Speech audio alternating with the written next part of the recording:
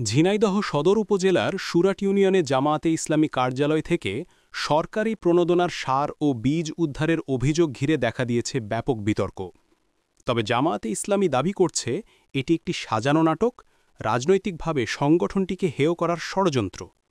স্থানীয় সূত্র জানায়, জেলা প্রশাসন ও কৃষি বিভাগ তৃণমূল পর্যায়ের কৃষকদের মধ্যে সরকারি প্রণোদনা বিতরণের জন্য বিএনপি ও জামায়াত উভয় সংগঠনের কাছ থেকে তালিকা নিয়েছিল।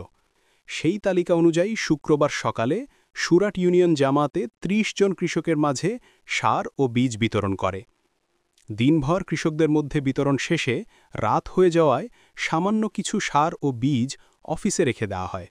পরদিন সকালে তা বাকি কৃষকদের মাঝে দেবার কথা ছিল, কিন্তু মধ্যরাতে স্থানীয় বিএনপি নেতা ও সাবেক ইউপি চেয়ারম্যান বিল্লাল হোসেনের নেতৃত্বে একটি দল সেখানে গিয়ে উদ্ধার নাটক সাজায় বলে অভিযোগ করেছেন জামায়াত নেতারা। এটা পুরোপুরি সাজানো নাটক। জনগণের মধ্যে জামায়াতের জনপ্রিয়তা বেড়ে যাওয়ায় প্রতিদ্বন্দ্বী রাজনৈতিক পক্ষ আমাদের বিরুদ্ধে ষড়যন্ত্রে নেমেছে। জামায়াতের পক্ষ থেকে প্রকাশিত এক সংবাদ বিজ্ঞপ্তিতেও বলা হয়েছে, এই ঘটনাটি উদ্দেশ্যপ্রণোদিত। তারা বলছে, রাজনৈতিকভাবে জামায়াতকে দুর্বল করার জন্যই এই অপপ্রচার চালানো হচ্ছে। ঘটনার প্রতিবাদে শনিবার বিকেলে সুরাট বাজারে এক জনসভা আয়োজন করে জামায়াতে ইসলামী। সভায় সভাপতিত্ব করেন ইউনিয়ন আমির মাওলানা ইকবাল হোসেন।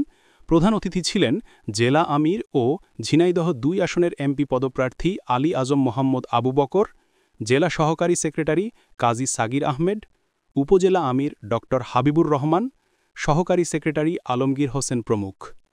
সভায় নেতারা বলেন, জামায়াতের ক্রমবর্ধমান জনসমর্থনে ভয় পেয়ে প্রতিদ্বন্দ্বী রাজনৈতিক শক্তি ষড়যন্ত্রে লিপ্ত হয়েছে। সভা চলাকালীন বিএনপি নেতাকর্মীরা হামলা চালানোর চেষ্টা করলে সাময়িক উত্তেজনা ছড়িয়ে পড়ে, তবে পুলিশ দ্রুত ঘটনাস্থলে পৌঁছে পরিস্থিতি নিয়ন্ত্রণে আনে। অন্যদিকে কৃষি সম্প্রসারণ অধিদপ্তরের উপপরিচালক বলেন, সম্ভবত কৃষকরা সার বীজ অফিসে রেখেছিলেন রাত বেশি হয়ে যাওয়ায়। এটি প্রকৃত ঘটনা হতে পারে। জামায়াত বলছে, প্রশাসন ও জনগণের সামনে সত্য প্রকাশ হলে এই অপপ্রচারের মিথ্যাচার স্পষ্ট হবে। তারা দৃঢ়ভাবে বিশ্বাস করে, জনগণই সত্যের পক্ষে রায় দেবে।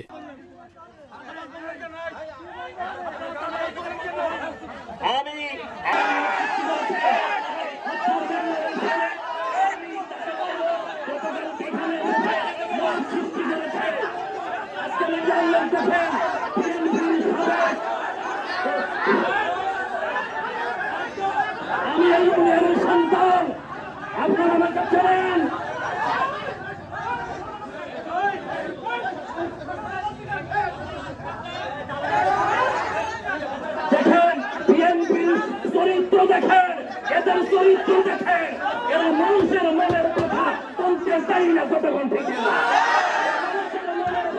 প্রকাশ করতে পারে না। আওয়ামী লীগের থেকে চরম দুর্গতিতে পৌঁছে গেছে।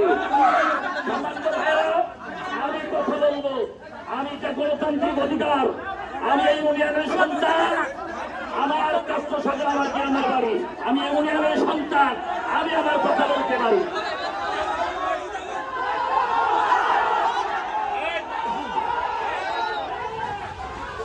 আমাদের কর্মীরা কেউ ওদিকে যাবেন না, আমাদের কোন কর্মী ওদিকে যাবেন না। সত্য কথা বললে অনেকেই খেপে যায়।